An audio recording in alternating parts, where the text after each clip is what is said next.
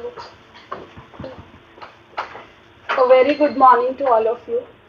Today we are here to celebrate 75th Azadi Ka Amrit Mahotsav, and on this special occasion we are here to welcoming Dr. Ashutosh Sharma for delivering a lecture on challenges, opportunities and direction of S&T in the new millennium. Professor Ashutosh Sharma was Secretary to the Government of India since January 2015, heading the Department of Science and Technology, where he helped initiate several new programs related to infrastructure and human capacity building, innovation and startups, R&D in advanced manufacturing, waste processing, clean energy and cyber physical systems. A glimpse on his academic achievements are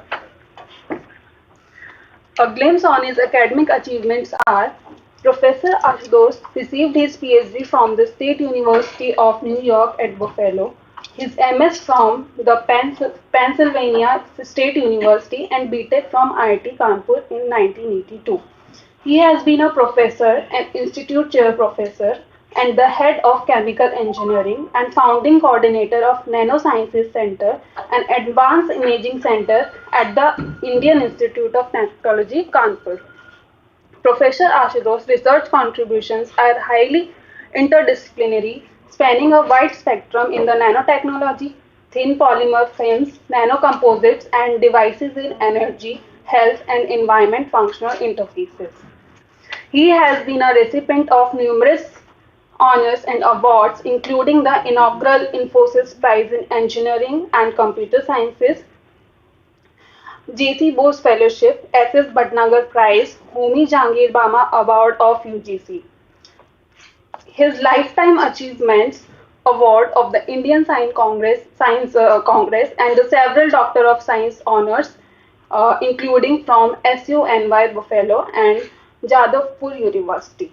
Professor Ashutosh is an elected fellow of the Indian National Sciences Academy, the Indian Academy of Sciences, India and Indian National Academy of Engineering, the World Academy of Sciences and the Asia Pacific Academy of Materials.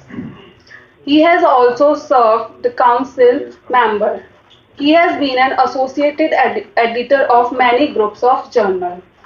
Dr. Ashutosh other interest contains interest in Asian history and philosophy, poetry and art. Thank you so much.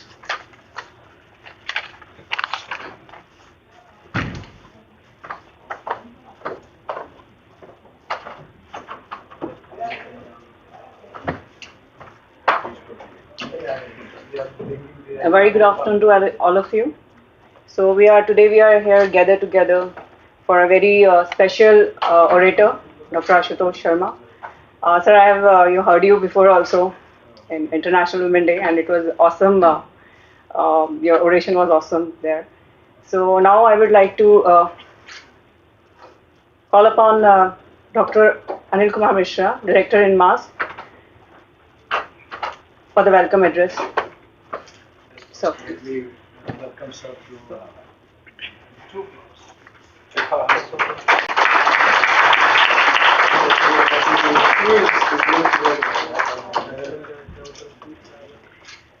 I will request sir to felicitate sir.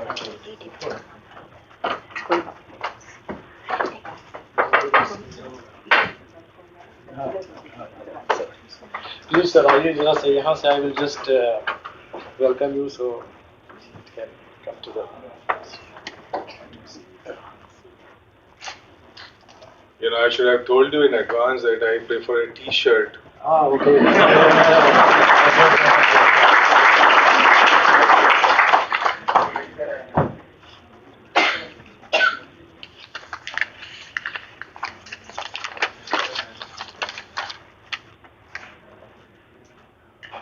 Namaskar, very good evening. Dreams come true. To have Professor Ashutosh Sharma, Professor IIT Kanpur, former Secretary DST, Science and Technology. We all are aware that we have been celebrating Azadi Ka Amrit Mahotsav, 75 years of independence. In this series, first talk to fuel us with energy and to motivate us, to carry forward the legacy of peers in science and technology. Our first and best choice is Professor Ashutosh. We all know about him for his kind, generous, simple, and very supportive nature. Like my students, he told that scientist, teacher, mentor, philosopher, artist. If you want to know more about Professor Ashutosh, be a friend with him on social media. You will know beyond Ashutosh. You will know beyond him that who is he. He's a really brilliant painter.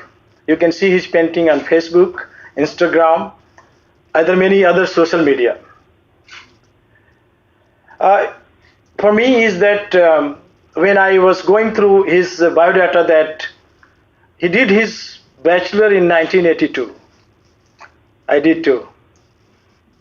He did his master in 1984. I did too. He did his PhD in 1988. I did too. He came back to India in 1997. Me too. I joined in India in 1997. No, I beat you by 8 years by being there with 90. 90. Okay, so so he became professor in 97, Yeah, right? that's right. Yeah, that's true. So with this, it's really pleasure for all of us to have Professor Ashutosh with us, and he will be certainly, whenever we hear him, that we become very speechless because the knowledge, the way he expresses about science and technology, the way he guides to all of us that how to really pursue the subject that we have been pursuing. With this, it is my really honor and great pleasure to welcome Professor Ashutosh Sharma to deliver the first lecture in the series of Amrit Mahotsav at INMAS in DRDO. It is my really privilege to have you, sir. It's my pleasure to welcome you to share your thoughts on the title that you have proposed to us, Professor Ashutosh sir.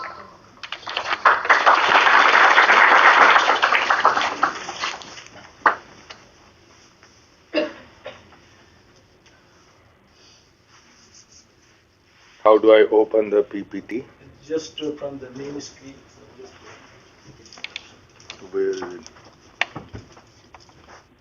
Oh, this one. Okay.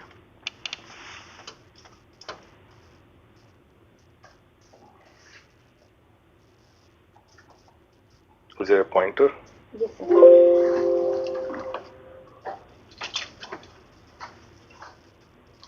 I also change slide. Yes, sir. Yes. Yeah, good. Thank you.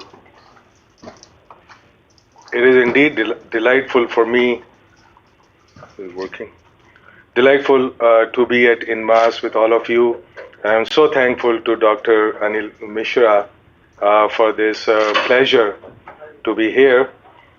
This is my first time at INMAS, and in fact, the first time I heard about INMAS was just about the time that the second wave of Corona was taking shape. It wasn't the happiest of times. And I know that INMAS was helping out with their expertise and everything in terms of managing the second wave of COVID-19. And I've been very impressed, of course, at reading about these niche areas in INMAS, which are not very widely, across the country, are not very widely available. So it's serving a huge, great, very valuable role. So I'm indeed very happy, and this is about the Amrit Mahotsav. So Amrit Mahotsav, it's also about taking our science, technology, and innovation forward. Because the future of the country, and indeed the future of humankind, there for a moment I was going to say mankind, and I keep reminding myself that, mankind is very gender specific.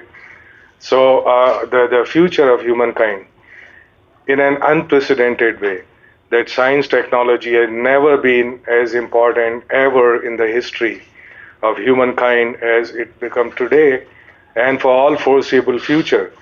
So now there are two ways to talk about these things. One is to take my expertise, the research that we have been doing, look at a narrow domain of knowledge and talk real scientific, but that's done in a whole lot of conferences of our areas. So I would not take that path, but I would very quickly introduce the processes, some of the stuff that I've learned through experience in my own life about the processes of doing science. What does it mean going forward in the future? What kind of science will be done and how it will be done? So that's a little bit general, but I would present also some of the specific examples from my own experience, not because those examples are great examples, but because I know those examples rather well, or the thought processes that go behind those examples. Because oftentimes when we read a paper, when we read something, this is a finished product, so it has a linear logic. Nobody ever talks about all the failures that went in there. Nobody talks about the highly non-linear logic and even luck and insights and all that that goes in there. It's given as a as like an algorithm in a very linear way.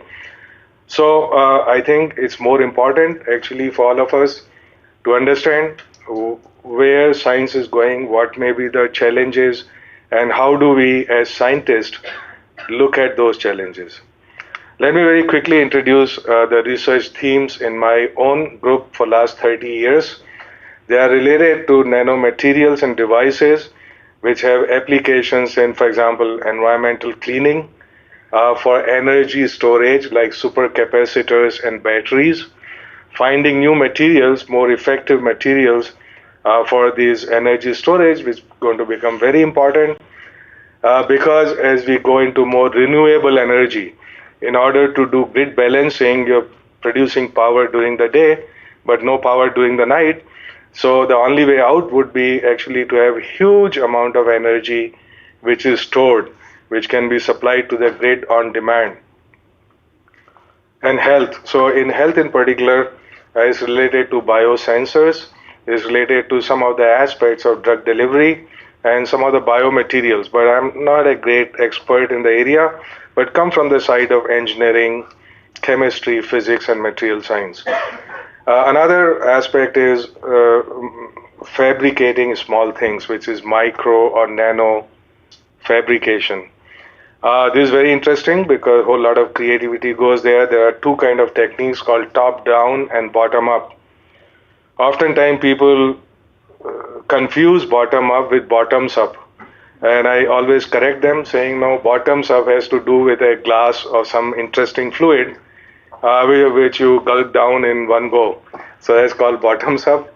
But bottom-up basically means techniques which are related to self-assembly and self-organization, which means on molecular scale, things come together on their own. If you can predict their outcome, if you can design it, then you can make things by things coming together spontaneously. Nanomechanics is to understand how things happen on a small scale. So the small scale world is so different from the world that we see and interact with. And the reason is very different, very simply, is because when something is very small, nano, all of it is actually surface rather than bulk. In other words, you are dealing with a two-dimensional world. And the laws in two-dimensional world, they look very different from three dimensions because all the atoms and molecules are on the surface rather than in the interior. So it is very interesting physics, chemistry, biology, what have you. So nanomechanics is to understand the behavior of things on a small scale. Then some stuff, for example, wetting, super wetting. Quantum mechanics and general theory of relativity have been known for more than a century. But it's only 20 years we know why leaves become super repellent to water. There's a very interesting message of science in this because a whole lot of time we are sitting in the lab looking at a screen and just thinking about things. Whereas it's very rare that somebody goes out in the field and look at the nature and look at all the great technologies which are happening there and to learn from there and then to reproduce those technologies based on our understanding of how things happen. So, imagine that things which cannot be wetted by water, it has huge technological implications. You can make paints, you can make coatings, can make, super repellent every surface. Um, Adhesion. We had very interesting work in that area, again, looking at nature. So we know that if you stick a tape on the surface and hang a poster, when you peel the tape, it cannot be reused. It's not reusable. It'll just pull out some stuff, some dirt from the surface, and the separation is not clean. But if you look at the nature, look at lizard, we have been looking at insects, lizards, all this stuff. It can have tunable adhesion. So it can vary the strength of adhesion depending on what kind of surface you are walking on. But at the same time, it's reversible adhesion because for the rest of its life, is making use of this adhesion. And it has nothing to do with, I was taught in school that they got some suction cups and stuff. There are no suction cups.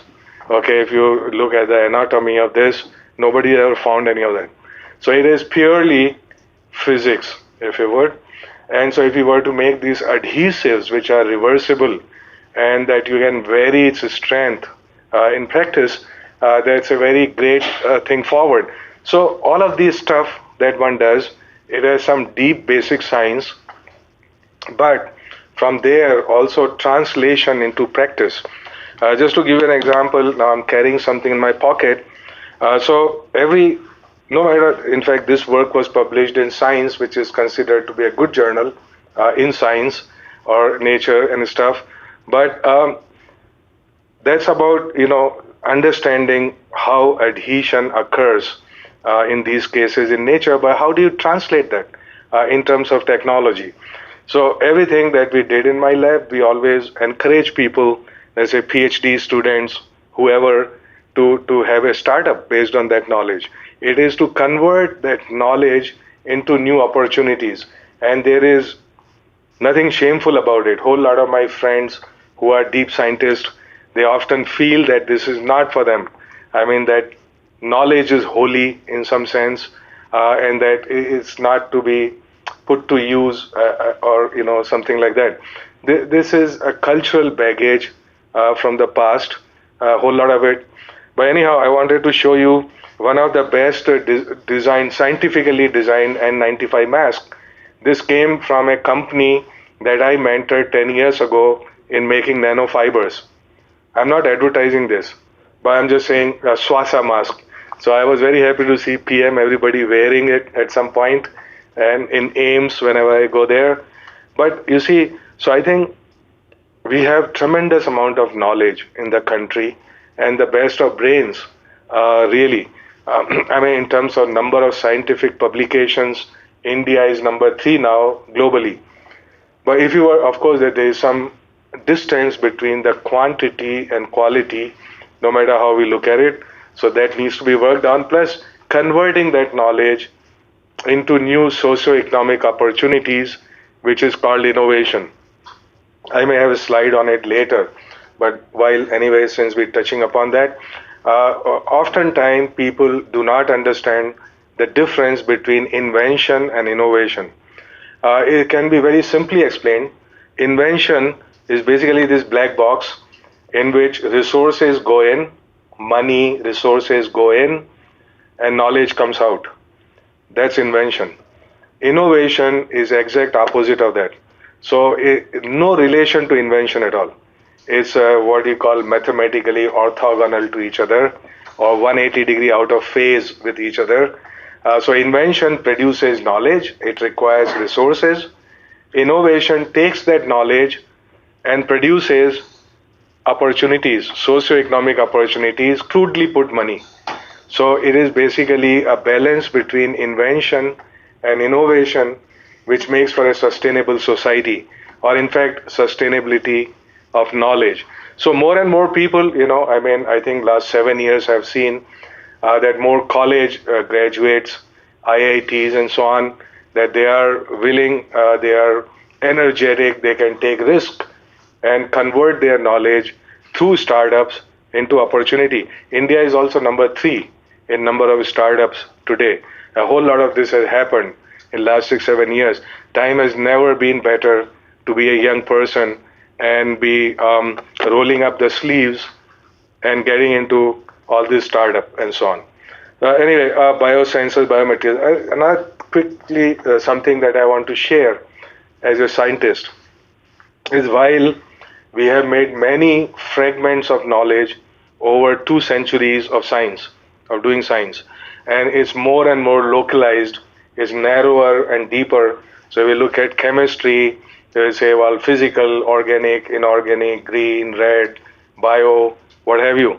Okay, there would be 10, 12 different things there, which is very good, and it's very good for training undergraduates because it's a body of knowledge which is coherent, it's got its own tools of trade, it's got, so all of that, and it's got a certificate at the end of it, which brings a particular kind of job.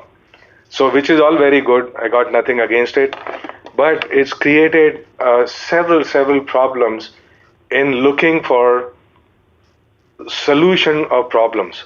So there is a thing which is called, okay, I got certain tools and I would approach problems that I can solve with those tools.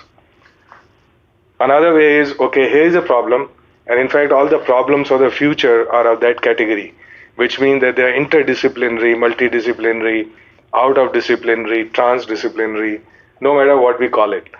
In fact, this whole thing about this greater push on being interdisciplinary and multidisciplinary is a kind of misunderstanding because the knowledge at the bottom is actually by definition interdisciplinary or multidisciplinary. Based on that, we have created disciplines and unfortunately taken them too seriously.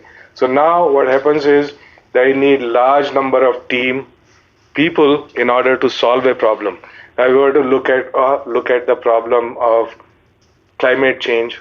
I don't know, even impact of artificial intelligence on everything.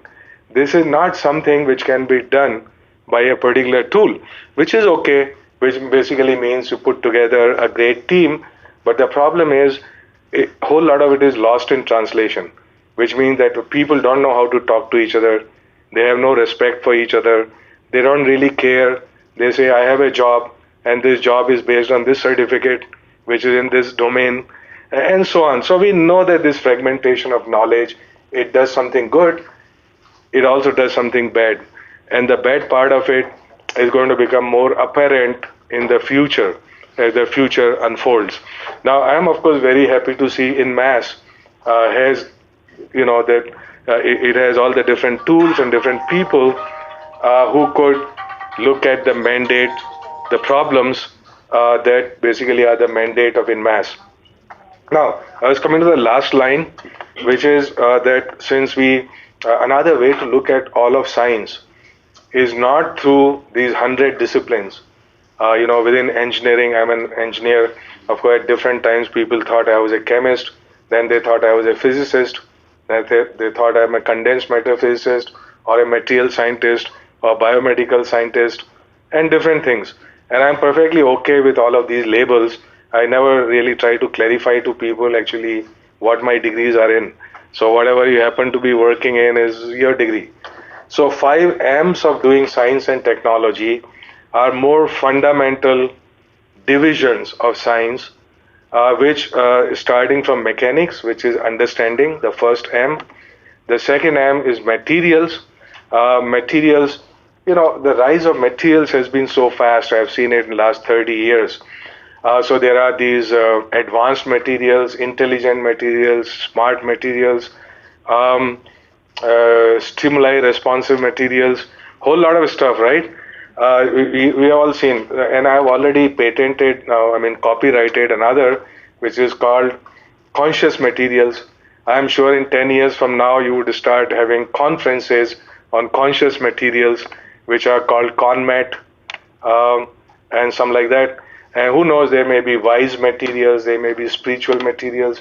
Basically, materials become an entity in themselves, which is very good. So second M of science. Now, the reason I'm saying this, look, there may be 2 different people working in 2 different departments and have 2 different degrees. they may have much more in common with each other if both of them are working in some kind of materials than they would have with the colleagues of their own department who are actually working in mechanics, not in materials. So mechanics, materials, the third one would be machine or a device, which means using understanding and using materials, we can put together a system, a device, a machine, if you would. And the fourth M would be manufacturing. If we have done all of that and we can't make it on a scale with the speed and with economy, then all of that would have very little meaning. So the fourth M of doing science is manufacturing, which includes fabrication. And the fifth M, these four M, first I came up with three M's about 10 years ago of my own thinking.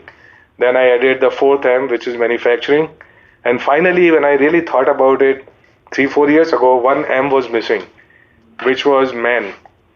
Okay, all of this machines and manufacturing and, all of this would have no sense at all unless we factor in man or woman in it, which means that we are transiting to a society, to a future in which technology is not at the center, but the people are at the center. Now, this has a very different way of organizing society, a very different way of how we do things, why we do things, and so on. So anyhow, this was a.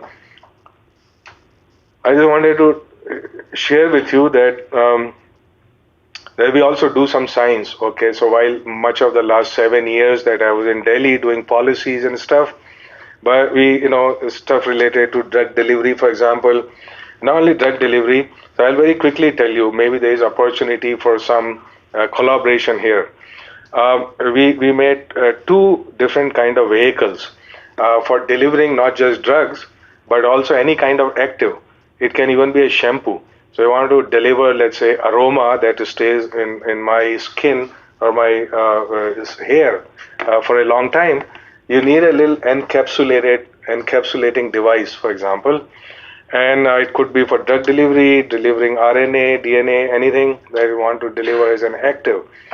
So we made some carbon capsules, which vary in diameter, hollow carbon capsules, porous carbon capsules, which can tailor the diameter from few tens of nanometers to few microns, depending on the application.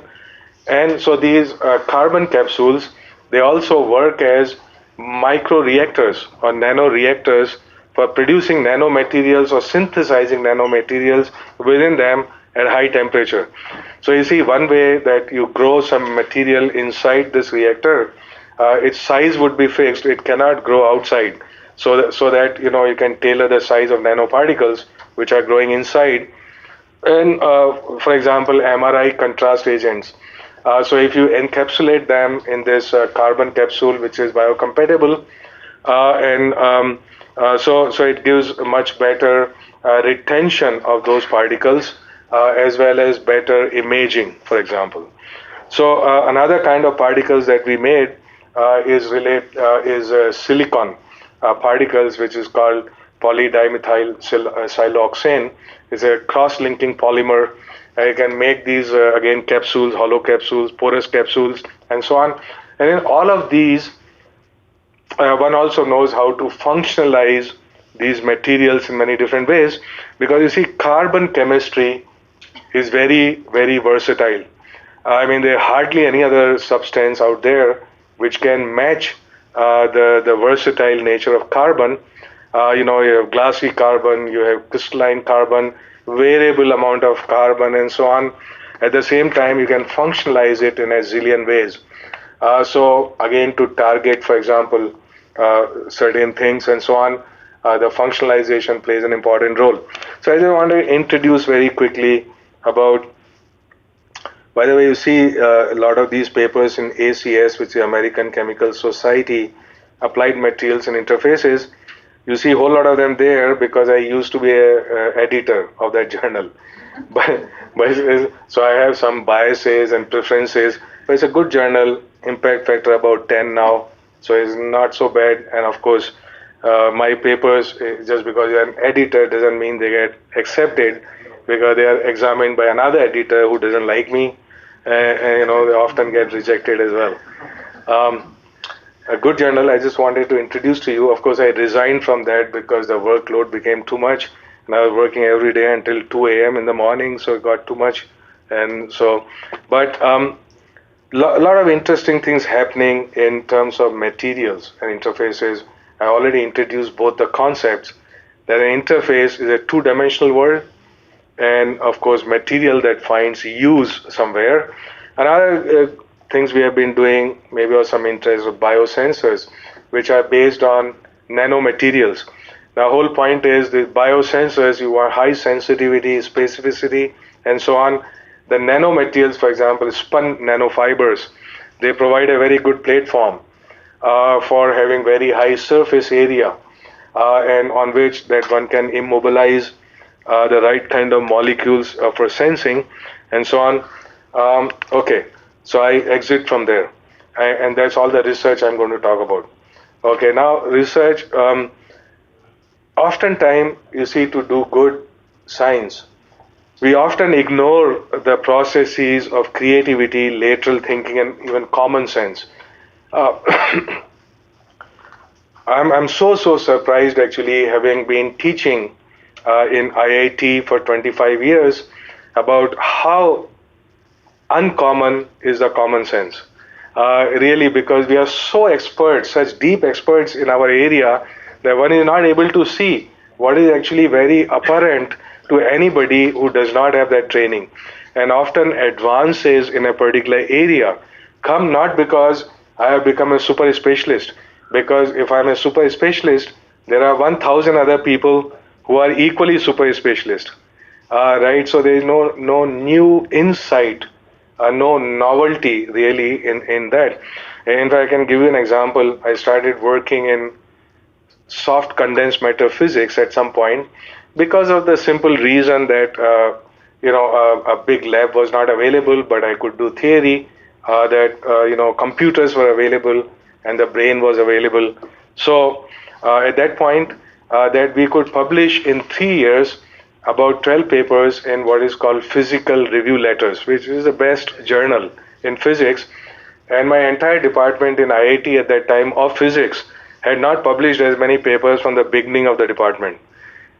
Now, it's not because, when I look back on this, so I was convinced that it's not because I'm a great physicist. Of course, I did some physics courses, 101, 102 in BTech, and that's the end of it, right? It's not because of that. It's because people are looking for new insights, which only come when you are an outsider, and you take the risk. We may fail, that's okay, but when one takes the risk, so that basically it is possible to have some insight that community has not had because they are reading each other's papers all the time. It's very simple. They take some things for granted. So it's good to have a fresh insight, and I think that has always helped me in my own scientific career, which means examine everything. I mean, boss or what have you. I mean, there has to be some fun and excitement and passion in all of this. This is another thing, I've often seen younger people from the day they join, they start kind of forming this network, approaching some godfathers, godmothers, whatever, and saying, I want this award, and they start plotting about it, which is a horrible thing to do, and it just now would produce any creativity at all. So one may get award or one may not get recognition, doesn't really matter. To do good science, it's most important that one is excited about it all the time. I want to give a couple of examples of interesting science and how it is based on common sense and not based on very deep knowledge, so to say. Now, the first one example is scanning tunneling microscope and atomic force microscope. This is really what made nanotechnology possible, these tools. I mean, before the advent of these tools, there were a lot of theories, there were a lot of hypotheses, there were a whole lot of things, but nobody really knew for sure as to what is really going on there.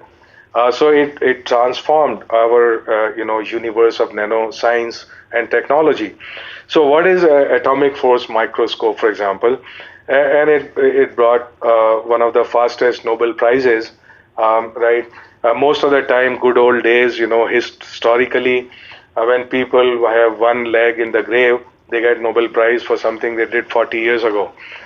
Certainly, when their both legs are in academic grave, that's when they start getting some recognition.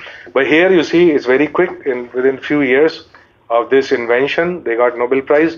Okay, so now what is an atomic force microscopy, and why is it only common sense, really?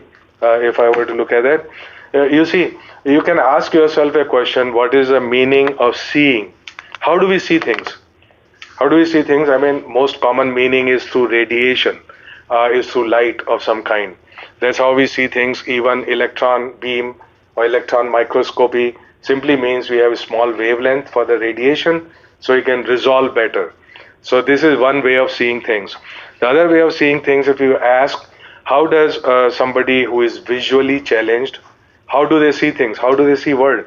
Well, they see it by tapping a stick on the surface as you go and convert that into a visual map, right? So now why can't you do that on a small scale? Other words, take a micro cantilever, which is a stick, drag it on the surface with the same pressure, keep the same pressure, so you get the contours as it goes up and down.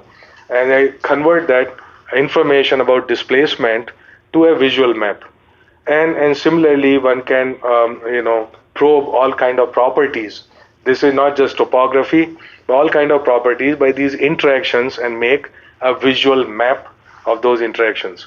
So it's very simple. It's basically nothing but a walking stick of a blind person, but made on a small scale. So very simple concept. And please remember that in today's world, concepts are the most important thing.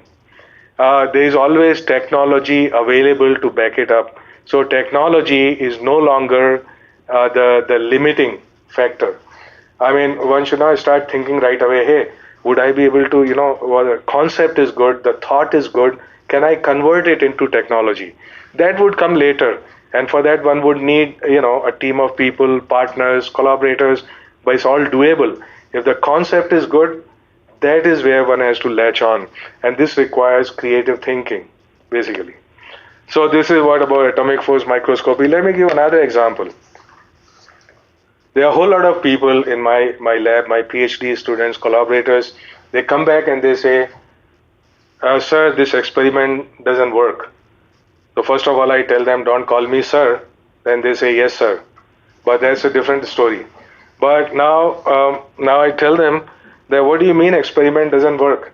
There is no such thing as an experiment that doesn't work. There is theory that may not work. There is a hypothesis which may not work. The problem is people confuse hypothesis for experiment. So people want to see a particular outcome from that experiment. And in fact, the most interesting experiments are those where the outcome is not met, which means one has to re-examine the problem. Other thing is that one has to constantly watch what happens in that experiment. So a whole lot of times serendipity produces great results, but serendipity means not something by chance. Serendipity helps those who are prepared for it, who are observing very keenly all the time. So here is an example. You see, we know about graphene, the rise of graphene and how important a material it has become over last couple of decades. Now, okay, how was graphene actually obtained first in order to probe its properties? Is basically you take a block of graphite, and we know that graphite, is made up of the layers of atoms which have very small cohesion between these layers, and so people put a sticky tape on it, and you peel the tape. Now, people have been doing it for many decades actually, and they have been doing it to clean the surface of graphitic block. So when you want to look at graphitic block, you want to remove all the dirt from there, then you exfoliate a fresh layer of graphite by putting a tape and peeling it, and then look at the graphitic block and throw away the tape. These people they threw away the block and kept the tape. So it's a question of where you focus. I mean, everything that goes on in an experiment is not a useless thing. There are a lot of messages which are embedded in it.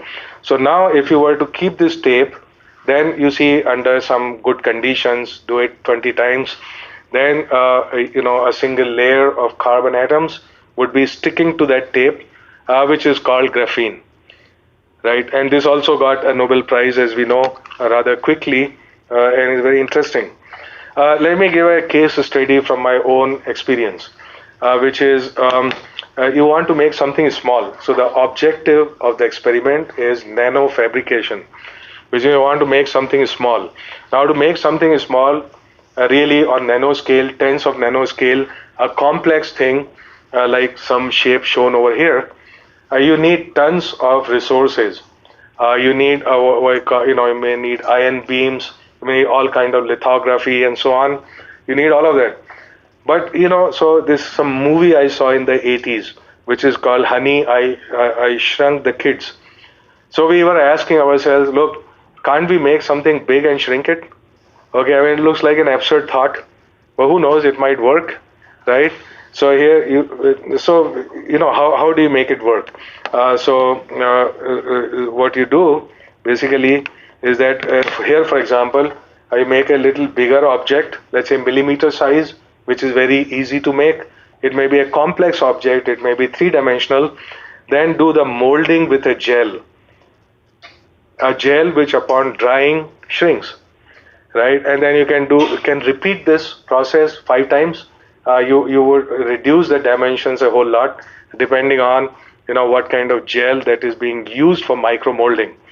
So it's a very simple process. As you can imagine, it's just based on concept. It's not based on deep science. Of course, I got nothing against deep science. I've done enough of that, maybe 300 papers or something more than that.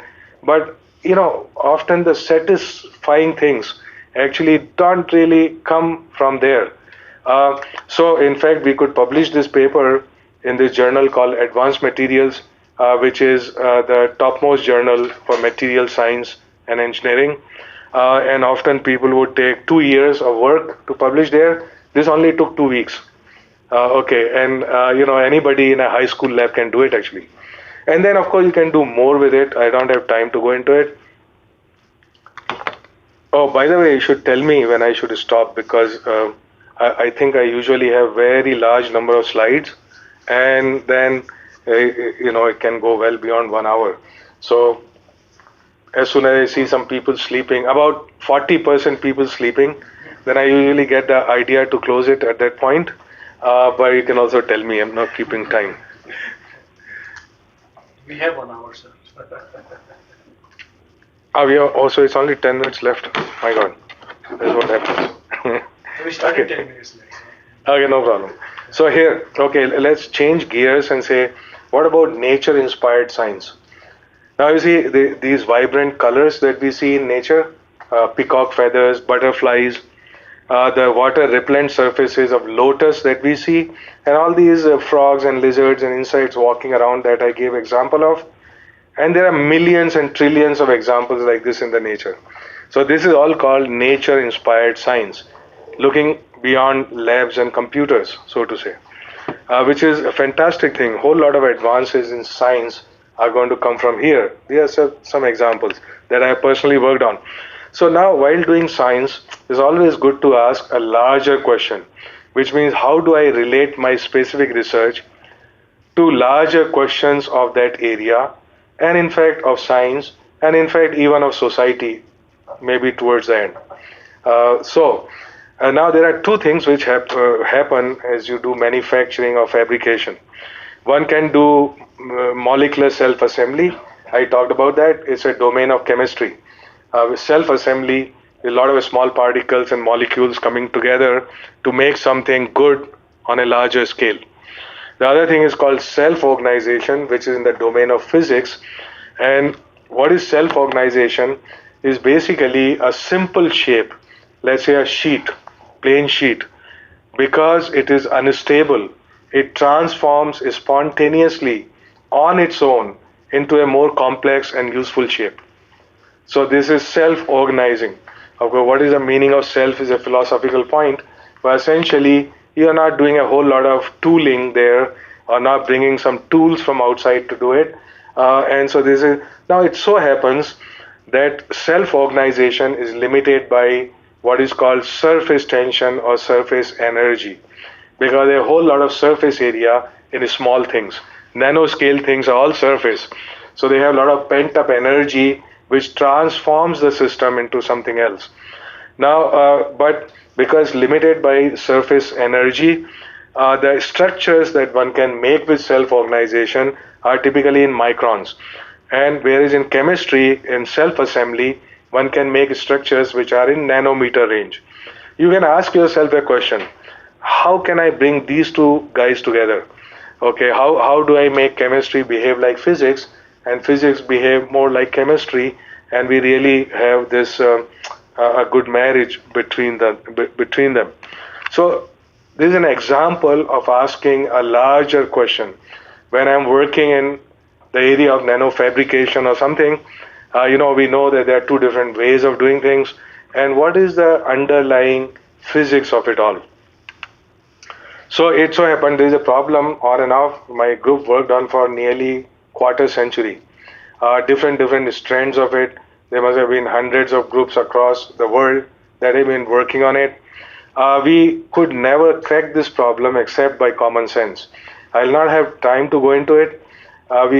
Many PhDs were produced, many top papers in top journals were produced. A whole lot of this activity happened. There were good, lot of conferences were attended and so on. And then finally, when I woke up one morning about 10 years ago, and I said, this is ridiculous. I mean, all this while we have been working, we have been barking up the wrong tree altogether, and so has everybody else in the whole world.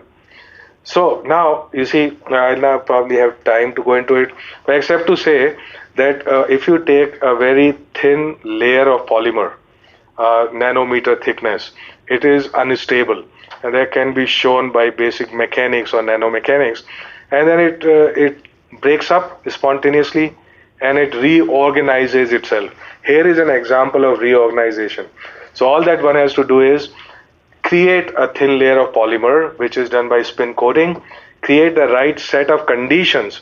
Under different set of conditions, you would produce different structures. And of course, one can do a lot of stuff with these structures. The examples I gave you earlier of peacock feather, those are called structural colors. Another example that of the lizard walking around, that's done because of the nano and micro structures on the surface. And the third example, that of super wetting, is again because of nanostructures on the surface. So all of those things are created because of texture on the surface. It's not a material property. So you can take any material and you can make it super water repellent. Or you can take any material and make it super adhesive. And you can take any material and make it display these vibrant colors, because they are all derived from the structure and not, in a sense, from the physics rather than the chemistry of the material. So very interesting. So we could do all that. So the question was that all these structures we have been making all these decades were actually microstructures. They are on the scale of microns, and you want to make them on the scale of nanometer. That was the challenge.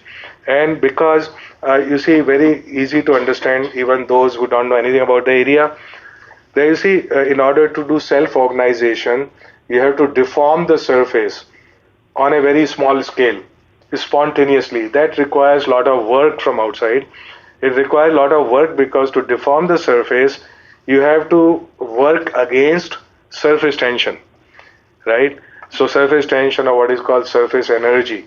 If you can reduce surface tension to nearly zero, then your work is done. Then, this stuff can be made on a very small scale, on nanometer scale. So how do we do that? Well, it's very simple. If you think about a polymer, if you put a polymer in a good solvent, that polymer dissolves, which means there is no interface between polymer and the solvent, right? Because that means surface tension is zero, because really no surface can be maintained. Now, if we were to process this thin film of polymer in a good solvent rather than in air, then we would have gotten rid of surface tension. But of course, we would also get rid of the polymer itself, right? So it will kill the guy that you want to reform. So another simple solution, if you take some solvent, good solvent, and dump whole lot of non-solvent with it. For example, polymer that dissolves in organic solvent, if you dump a lot of water, you make a magic mixture. So now what happens is that the good solvent goes in polymer and liquefies it and reduces surface tension to zero, but polymer cannot come out and dissolve. So it stays and it transforms itself into smaller and smaller structures by self-organization. So you see, this is a very simple insight, which is actually common sense. Common sense, scientific common sense. I mean, not the common sense of chai wala, but anybody who knows anything about solvent and polymer can actually come to this conclusion rather easily. And so this was fantastic because we could then produce a whole lot of stuff that looks like this, sub-micrometer arrays of lenses, micrometer lenses, nanometer lenses, an array of them. And what do you do with them? Well, actually, it turns out these are all created not by some tool, right? Not expensive tool. This is created by self-organization, as I pointed out.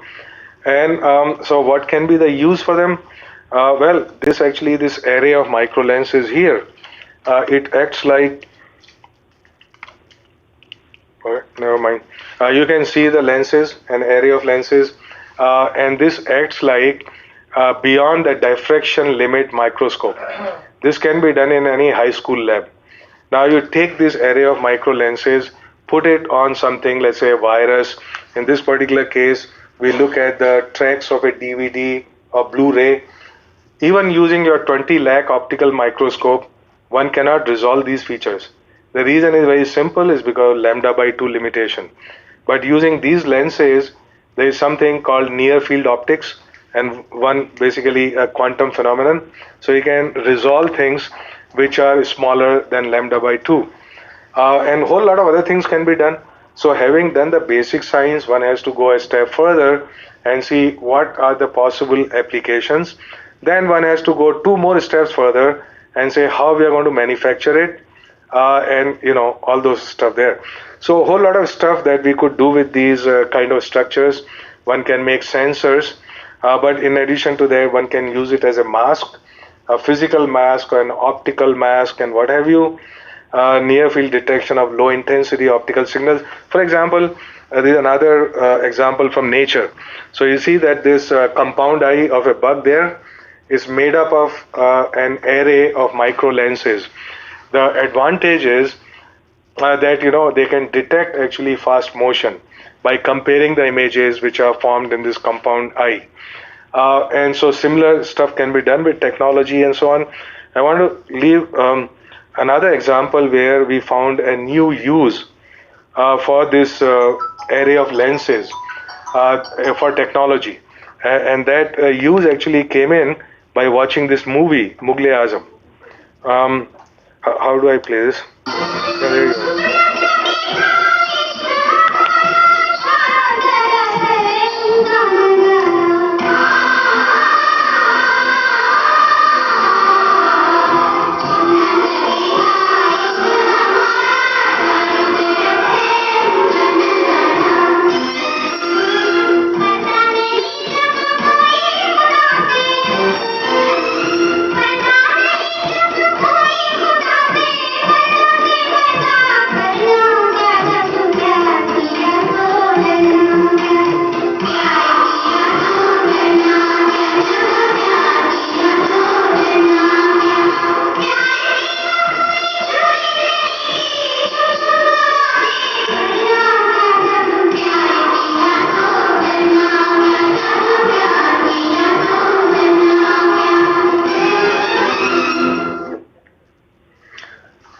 Isn't that a nice movie? So now, if you have paid attention, you would see that there is an array of mirrors there. And any complex object which is shown there is reproduced in those array of mirrors in miniaturized size. Any complex object, Madhubala in this case, for example. And So similarly, if we were to use this array of lenses and shine any object and capture, miniaturize these images and then project them on a photosensitive material, then one can do fabrication on micro scale by using this technique. An example. So, and I want to come to acknowledgements. Whole lot of people that I had the good fortune to work with over the years, and this good fortune was especially good because one could talk to people from many different disciplines, whether they are physics and so on, then really matter.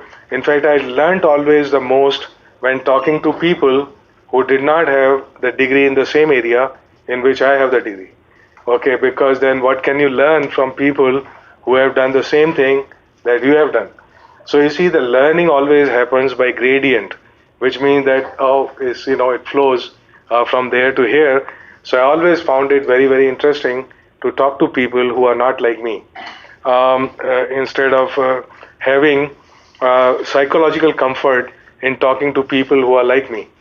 So now it so happens that I've only come to the second part of my talk, which is the processes, structure, and architecture of science. And I would not have time to talk about it. I can just randomly flip through these slides for you just to get an idea about what I would have talked about if I had 3 hours. This is about the future, and this is about the science.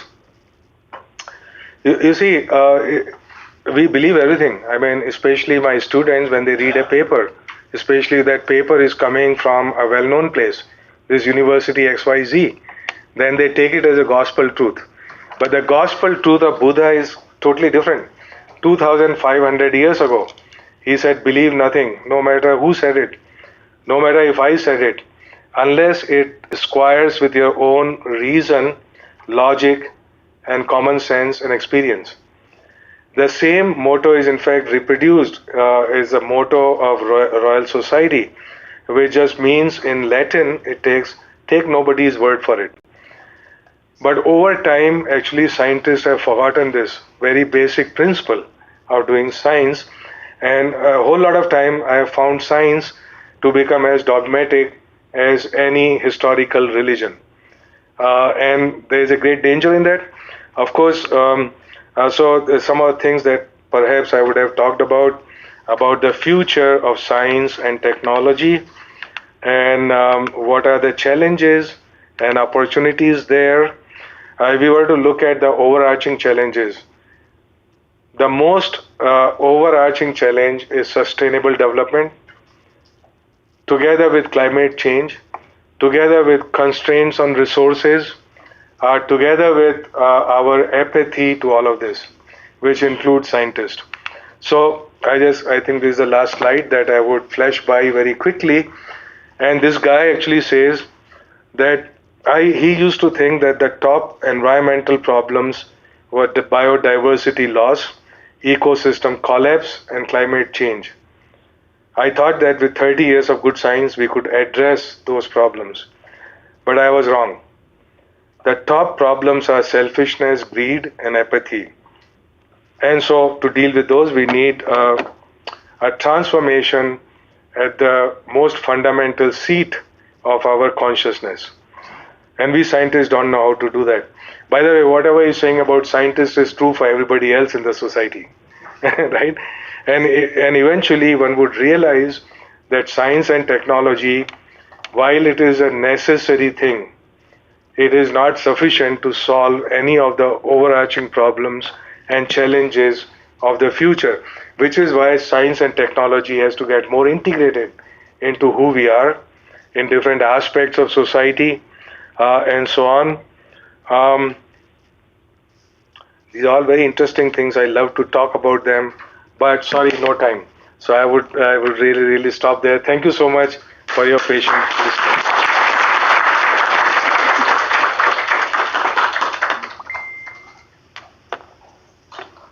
I'm sure that Any questions? you have got the flavor of how the science and the difficult science can be put forward in a simple way. And we always learn from Ashutosh that whenever he gives a talk, he always gives appetite to us to learn many more things from the nature. The example already you have seen it. So if anyone of have any question, Himanshu. Sir. Hey. Sir, I have just two questions, sir. One is related to me. You see, I have about 5,000 Facebook friends And he's one of them. and about 9,000 so-called followers, but I know each one of them. So Himanshu, of course, is one of them. Yeah, go ahead. Sir, sir, I am also working in the nanomaterials and looking for the decontamination of radiological agents. We have reached to the lab level production level, and I've heard that IITKs have an incubation center. So we're looking forward, can we go for like bulk production and the fabrication of those nano devices there? Yeah. So can we get help? See, the nature of incubation. Yeah. Incubators are not for bulk manufacturing. So the purpose of a startup or incubator, usually which is in the academia, is to produce the right kind of prototypes and see that they are acceptable to the market, right? So this is about mapping market realities. It's about having a business plan. It's having really very good prototypes, right? By whichever way, jugaad, by dhanda, by panga, whatever way you want to do it, you have that, and then to be able, then that if you made 10,000 pieces of it, then there's a market for it, right? So now, but the manufacturing often in bulk does not happen in an incubator. Now, where does that happen? Actually, it's a very So you see, the painting is made by Ashutosh. Whatever you are saying is his painting. yeah, paintings. Of course, since I never learnt art in a formal way, then you can evolve your own style, and that's go for science also. But anyway, it's a good thing that I have not studied cubism or anything else for that matter. Okay, so you see that in West, in US and elsewhere, the model for a startup to succeed is to produce knowledge and IPs, which is then acquired by another company, which has more muscle. That is not the dominant model in India. India industry is not based on knowledge. I hate to say it, and I often end up saying it. Please don't quote me. The success of industry historically in India, it depends on not what you know, but who you know. So this is not a good model for science to transform into business opportunities. So here the model often is, yes, okay, that even on a limited scale, I would do my own manufacturing, perhaps with the help of people who know how to do it. And in fact, this product or many other products like this, that's how they have come up. So first, you make these machines and stuff for lab scale, then you make them large scale, then you have all this large scale production. But with the help of more partners, you can set it up. Whole lot of startups actually fail in the end. They fail in the end because of incompatibility of knowledge with commerce. This incompatibility of two minds which have to work together. One who is an MBA, the other who is a deep scientist. They just don't understand and respect each other.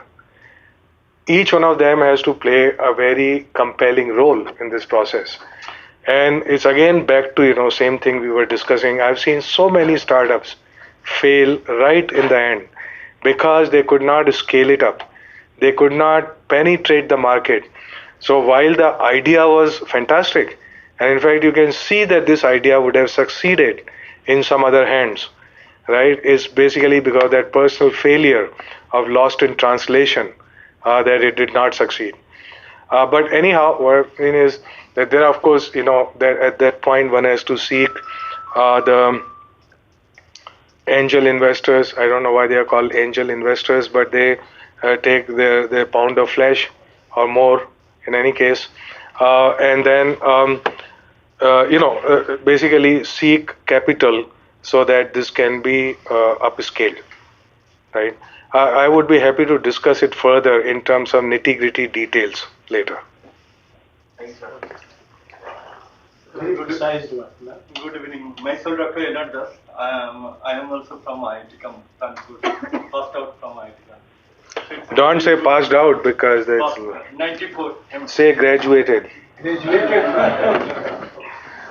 Passed out is one of those things that happens when you do lots of bottoms up. Okay, anyhow, please go So ahead. it is very interesting topic and burning topic also. Huh. So many questions are coming in my mind. So I have only I asked three questions. First of just basic questions actually. It's my interest. No problem, Dr. Mishra. 3 questions can be answered with one answer. I don't know. But anyhow, please go ahead. As you mentioned, biosensors. Yeah. In related to nanoscience. Yeah. So as I gone through, there are so many detection capabilities it is having, like even chemical warfare agents detection capabilities, even radiation detection capability also. Yeah. It is having biosensors. Recently, I gone through one paper actually, not only detection capability, even light capturing of virus from the atmosphere. From corona only, this kind of mind setup has come. Recently, one paper I gone through, they have developed one nanotube-based virus capturing system. Though I did not understand very much because there so many things. If you didn't understand it, it's unlikely I understood. I understood even less. Even whatever my understanding, sir. And your question is? Where is your question? In terms of size of the virus, it is of the order of nanometers. They have maintained space between two nanotubes of the order of nanometers. So my first question is, can you throw some light on this topic only, because I did not understand so much. Yeah, no, I have to read the paper. And as far as throwing the light is concerned, it's not working. Sorry. this one. Oh, it's working. See, there you go. I'm throwing some light here, and it's very small light. Hopefully, it'll capture virus. No, I need to understand what we are saying. Right? Yeah. Nowadays, quantum computing. Let me also say one thing very quickly. The whole area of biosensors and drug delivery is very hard for it to reach its intended target. None of my work has ever reached there in these areas. In other areas, it has, right? Because it's the nature of the beast. There's all these clinical trials, approvals, and so on. It's just I have not seen so many Indian scientists work on drug delivery with different vehicles. I found it much more successful when I deliver aroma to hair using that capsule than to do cancer drug delivery. I am convinced it's not going to go anywhere. Okay, I would not have the patience or lifetime actually to see it through, and I suspect that nobody else would either. So these are areas which are of pure, I would say, intellectual satisfaction, and some of them are even good. They are beautiful. I'm not saying they are not, but I don't think they will really be translated ever or in the foreseeable future into action. It's just like drug discovery. Okay, I don't know how many drugs have been discovered. Of course, one was discovered here. Yeah, 2 diseases. Yeah, that's right. Okay, but India has not really produced very many drugs. And I'm not saying this in a negative way. I'm saying this is the nature of that problem. Okay. So another question is quantum communication.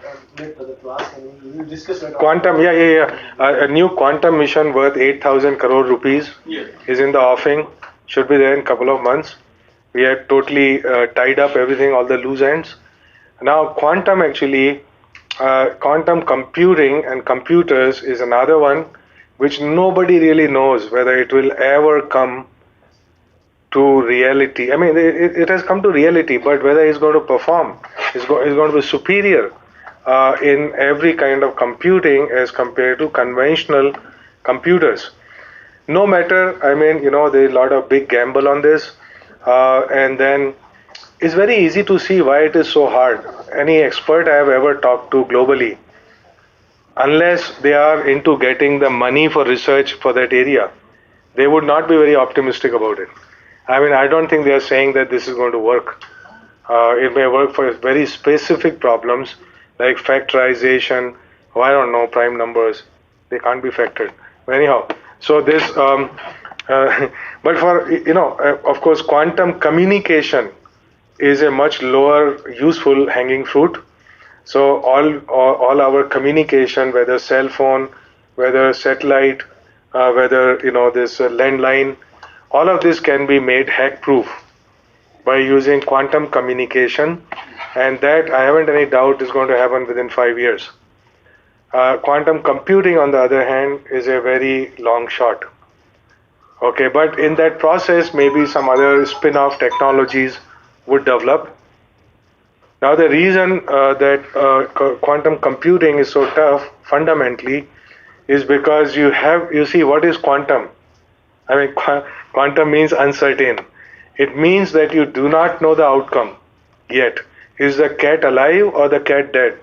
You don't know unless you observe it.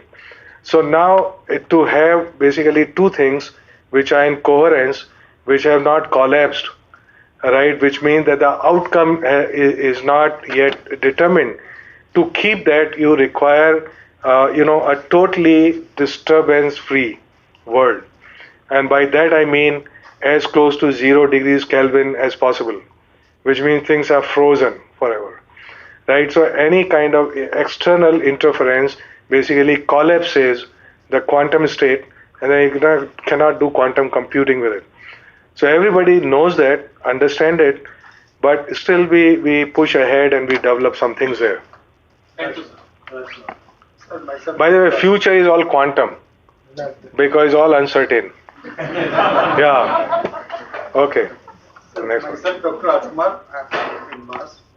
My question is related to, as I know during initially that you had the interest in philosophy and other fields, except the scientific things. The life is regulated at nano scale or pico, even at angstrom level when we talk about the regulation of the functioning of the cell, living cell. Yeah, sure. So my question is that whether when we do experiment, the output may be different which we think initially, or sometimes, most of the time, the output is the same which we think the similar. So my question is, as you say that the surface energy and surface tension and all these things are deciding factor to make the surface or the structure of the nanomaterials and even angstrom materials. The thought process or the thinking of the worker, the scientist, can influence the output of the experiment. I mean, there are many perspectives to this question. Let us start with, of course, the whole world is affected by what you think, because what you think is going to translate it in action. No amount of science would predict laws of physics, whether I'm going to move left now or I'm going to raise my hand or not. So the world that we see, unfortunately, a lot of scientists think that this, by solving some equations, they can predict the world.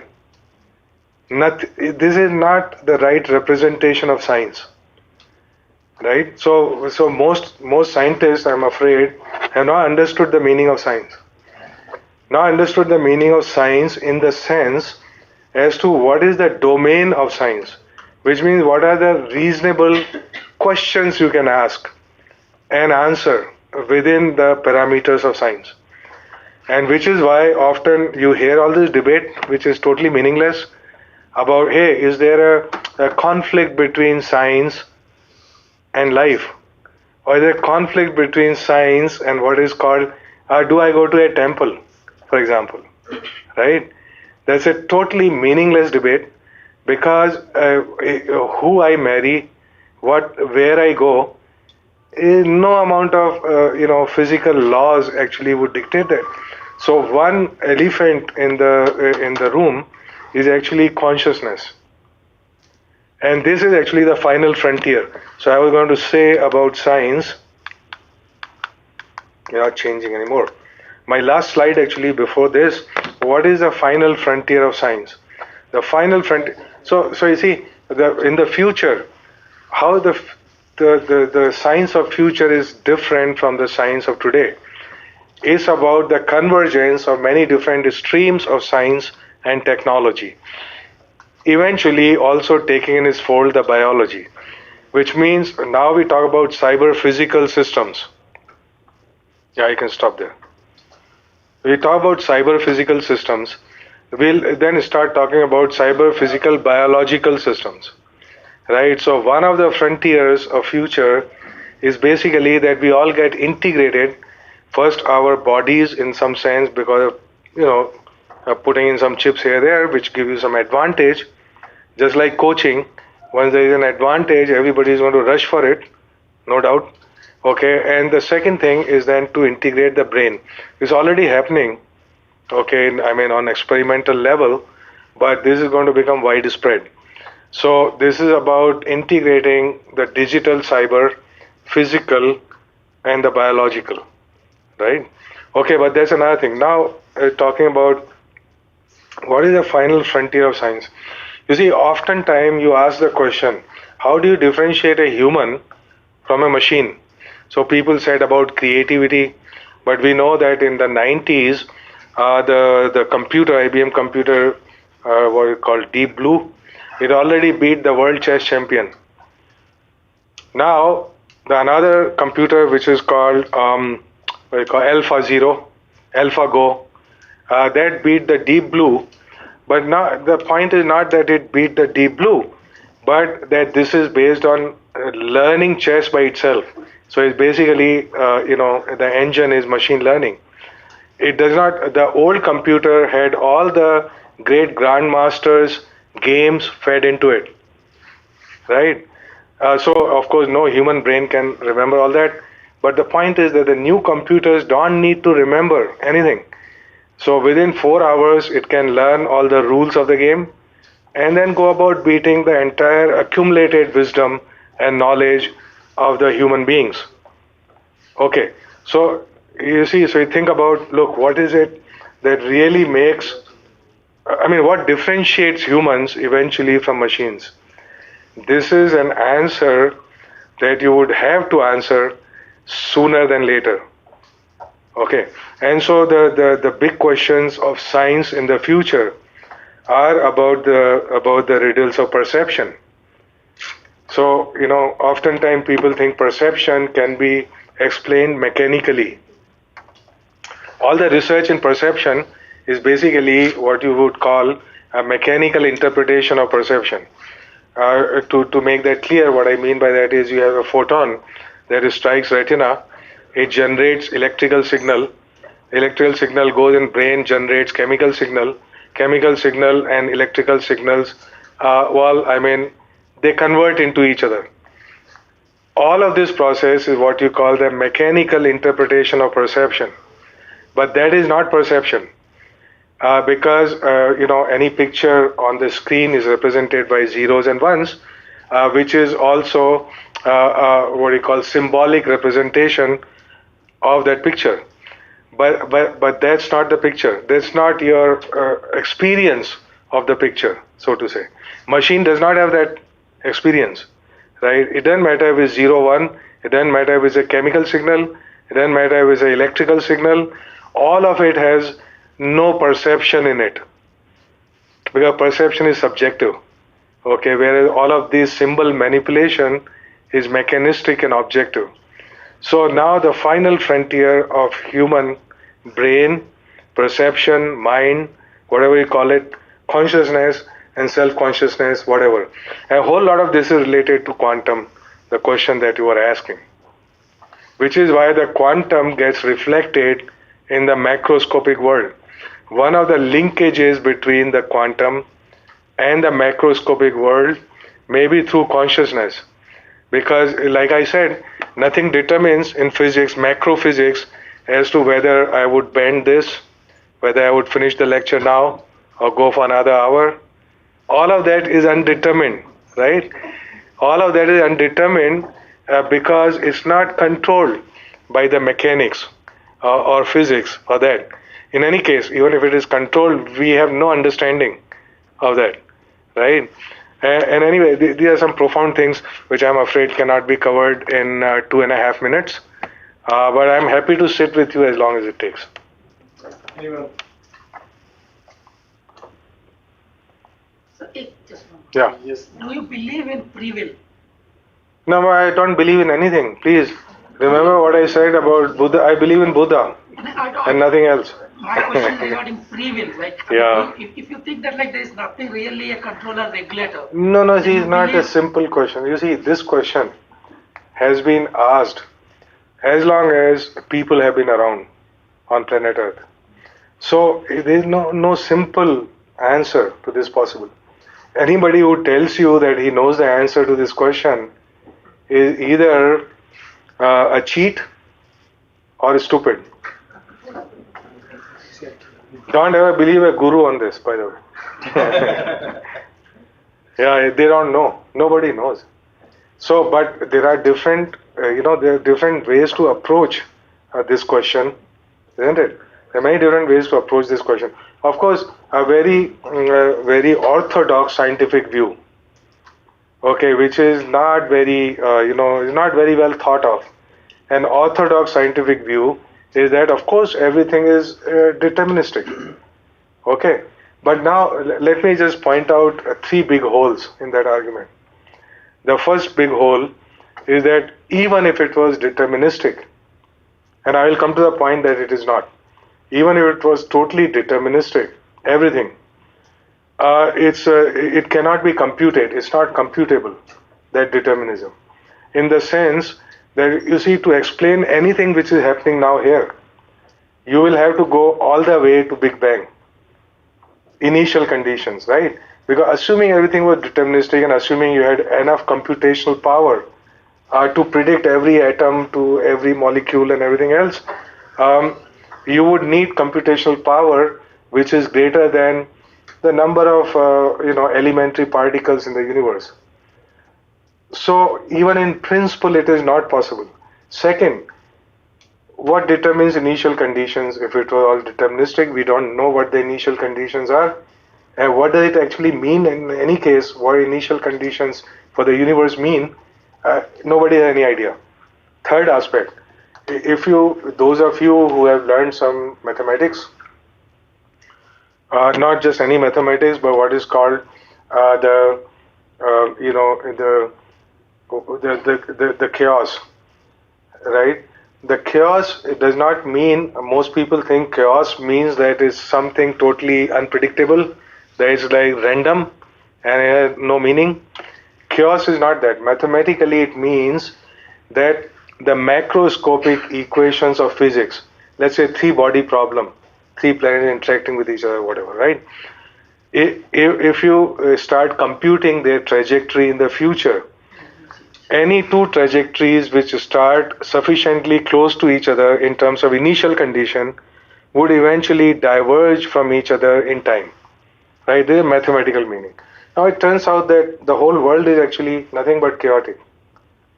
Okay, so what that means is, even if you believe those equations are deterministic equations, but your initial condition cannot be fixed with arbitrary precision, right? That means, there's an infinitesimal change in your initial condition for computing, but after a trillion years, in some cases after 1 year, in some cases after 1 second, depends on the dynamics of the system, that your prediction will go totally in two different directions, which means how can I predict, right? So these are, I'm giving holes based only on science. I'm not bringing in any extra factor into this. And finally, the hole, which to my mind is the biggest hole, is that we have neither proved that consciousness is mechanistically explainable, nor have we factored the the role of consciousness in determining my future, which is not being determined by any equation. I mean, the fact that we're all sitting here together talking about these things, how could any science predict this? Or somebody, people get very proud as scientists, which they should be. Everything can be predicted. You plug one leaf and say, predict this. The complex, it's not just the complexity of it, the leaf. The fact that that leaf is completely entangled with the rest of the universe. If something in the universe was not there, that leaf would not be there.